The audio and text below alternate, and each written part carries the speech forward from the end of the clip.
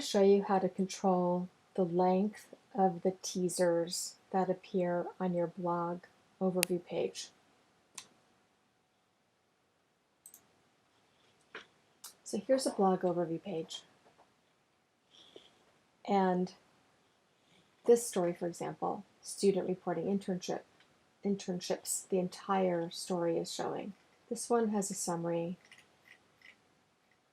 Some of them are just really long, and that's not really what I want on my blog overview page. I want teasers that are short and encourage me to click in to read the rest of the story. So let me show you how to fix that. We can go into this one, for example, by clicking on the title, and then go into click on Edit Post.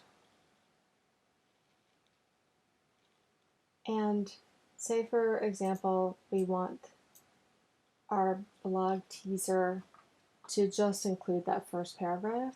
I'm going to highlight the last sentence in that section and then click plus and type in more. And it adds in a read more indicator after that paragraph. Now I'm going to save and view my post. So the post is not changed. But if I go back to our home page, which is the blog teaser landing page, and look at that story, it now has a continue reading after that first paragraph. So you could go in and do that to this other one also.